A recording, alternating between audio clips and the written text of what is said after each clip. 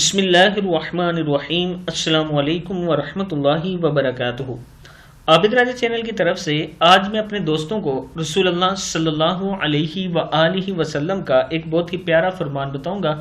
اس سے پہلے میں اپنے تمام دوستوں سے گزارش کروں گا کہ اس ویڈیو کو آپ نے آگے ضرور شیئر کرنا ہے۔ تو شروع کرتے ہیں۔ بسم اللہ الرحمن الرحیم۔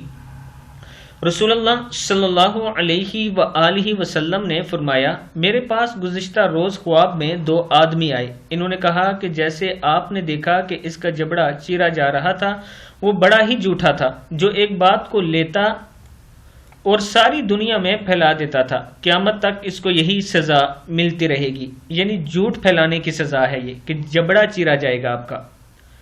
تو دوستو، آج کل جھوٹ کو گناہ ہم سمجھتے ہی نہیں ہیں۔ جھوٹ کے اوپر ہم ایک ہوتی ہے توجہ کہ کوئی غلط کام ہو تو بندے کے ذہن میں آتا ہے کہ یار یہ نہیں کرنا چاہیے، اس سے گناہ ہوتا ہے۔ تو جھوٹ ایسا گناہ ہے کہ آج کل ہم اس کو برا ہی نہیں سمجھتے۔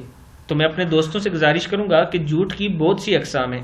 جیسے سوشل میڈیا پر آپ کو ایک خبر ملتی ہے، اس کی تصدیق بھی نہیں ہے اور آپ نے آگے شیئر کرنا شروع کر دی، وہ دنیا تک پھیل گئی، اس کی سزا آپ کو ملے گی۔